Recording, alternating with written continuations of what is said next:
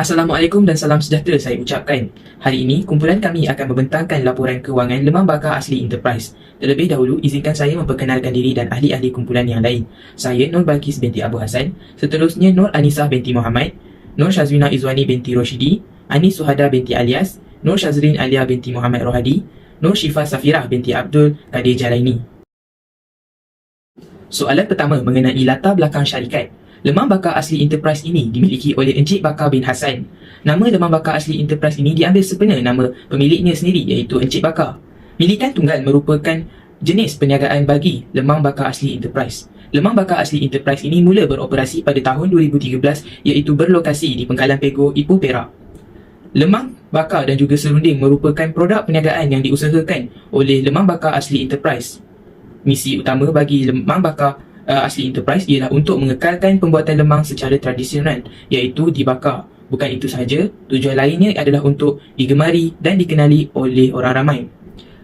Visi syarikat ini pula adalah untuk menjadi penyumbang terbesar pengeluar produk halal untuk orang Islam. Akhir sekali, untuk menghasilkan produk bermutu tinggi mengutamakan kualiti dari segi kebersihan, rasa dan kepuasan pelanggan.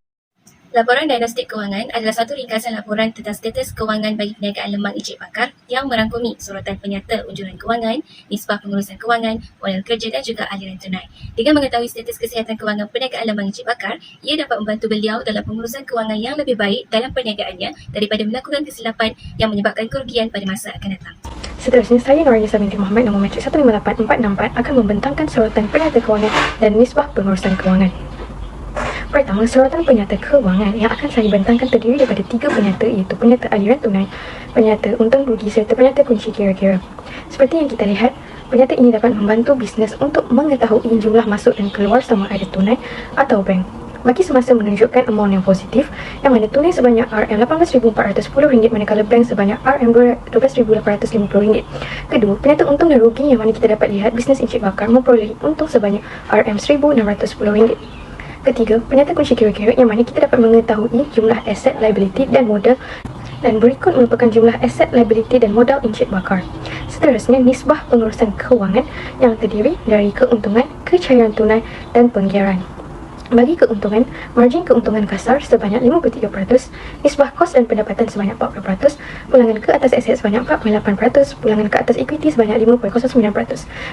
Bagi nisbah kecairan, nisbah cepat dan semasa kedua-duanya sebanyak 16.45 kali, manakala pusing ganti stok dan pusing ganti penghutang kedua-duanya 0 hari, pusing ganti pembiayaan pula sebanyak 146 hari.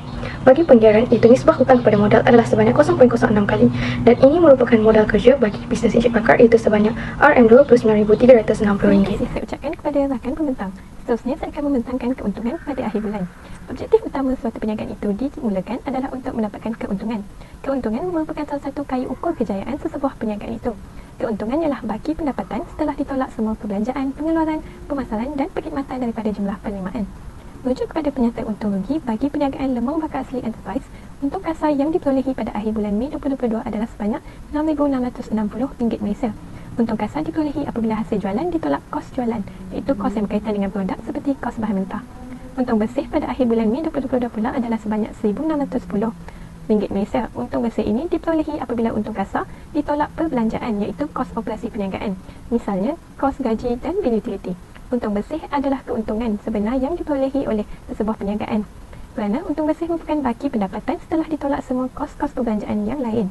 Keuntungan amat penting kepada perniagaan bagi mengembangkan perniagaan itu, meningkatkan imej perniagaan, membolehkan perniagaan bersaing dan terus wujud, serta untuk membayar kos operasi, kos overhead dan faedah kepada pelabur. Sekian sahaja daripada saya serahkan kepada pembentang seterusnya. Berdasarkan penyata kewangan perniagaan Lemah Encik Bakar, jumlah aset pada akhir bulan Mei 2022 ialah berjumlah RM33,510. Jumlah ini termasuk dengan aset bukan semasa dan aset semasa. Aset semasa seperti yang kita lihat di jadual, aset semasa tunai dikira setelah jumlah aset semasa ditolak dengan jumlah aset bank. Pada awal transaksi, Encik Bakar memasukkan RM15,000 dalam bank menjadikan total tunai sebanyak RM15,000. Duit tunai dibelanjakan untuk peralatan dan kelengkapan iaitu perkakas dapur dan pembelian bahan mentah seperti beras pulut, daun pisang, buluh dan lain-lain, menjadikan jumlah sebanyak RM1,000. Daripada hasil jualan harian lemang, Encik Bakar juga mendapat pendapatan secara tunai. Ini menjadikan jumlah tunai di tangan pada akhir bulan Mei 2022 iaitu berjumlah RM18,410. Salah satu tugas utama dan amat penting dalam sesebuah pelan pemasaran adalah ramalan jualan. Ramalan jualan adalah anggaran angka untuk sesebuah perniagaan harapkan hasil jualan pada masa akan datang. Ia menganggarkan jumlah jualan dan jualan nilai daripada semua produk mereka. Permintaan trend adalah salah satu faktor yang dipertimbangkan dalam membuat ramalan jualan.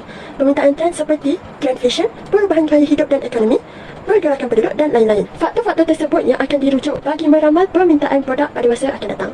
Bagi perniagaan lemang Encik Bakar, ramalan jualan pada tahun 2024 dijangka meningkat dan terdapat peningkatan dalam kos jualan juga yang menjadikan 87,000 sebagai untung kasar.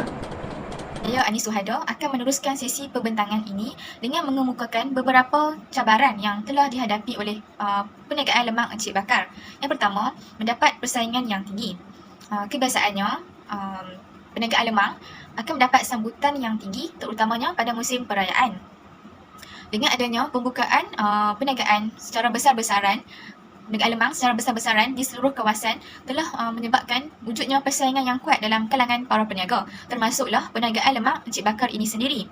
Justru itu, Encik Bakar tidak dapat menentukan hasil sasaran pendapatan mereka secara harian disebabkan hasil jualan yang diperoleh itu tidak menentu. Selain itu, pendedahan mengenai perniagaan lemang Encik Bakar ini hanya tertumpu kepada bentuk fizikal sahaja, iaitu seperti melalui pembukaan tapak perniagaan yang hanya diketahui oleh penduduk sekitar sahaja berbanding para peniaga lain yang turut mempromosikan perniagaan mereka melalui media sosial. Cabaran yang kedua iaitu kekurangan bekalan buluh lemang.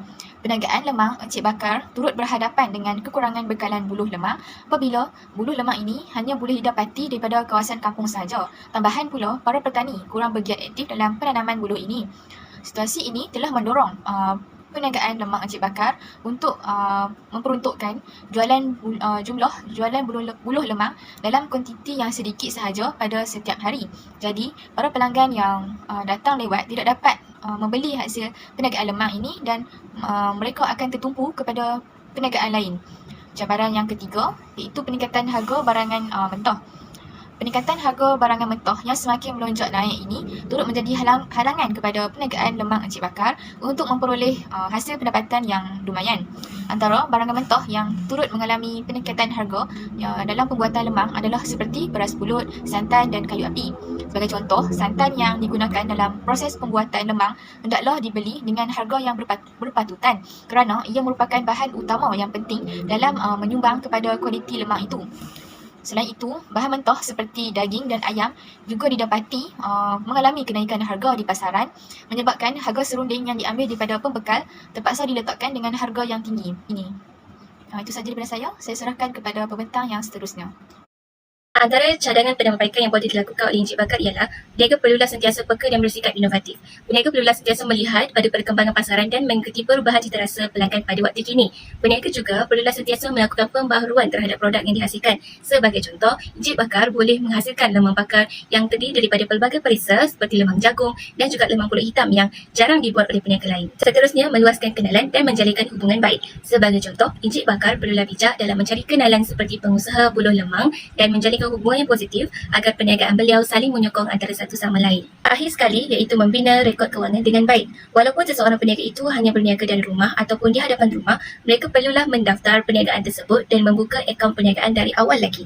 Rekod kewangan ini dapat digunakan bagi tujuan pelaburan dan pinjaman kelak. Ia juga dapat memudahkan urusan dari segi peminjaman yang dilakukan. Kesimpulannya, berdasarkan kajian yang telah kami lakukan, situasi perniagaan lemang bakar Asti Enterprise agak memuaskan. Namun begitu, ia masih memerlukan penambahbaikan dari segi pengurusan keluar masuk wang dan pemasaran. Dengan cadangan penambahbaikan yang diberikan, hal ini dapat membantu Encik Bakar untuk memperolehi keuntungan yang lebih banyak pada masa akan datang dalam perniagaan beliau. Sekian, terima kasih.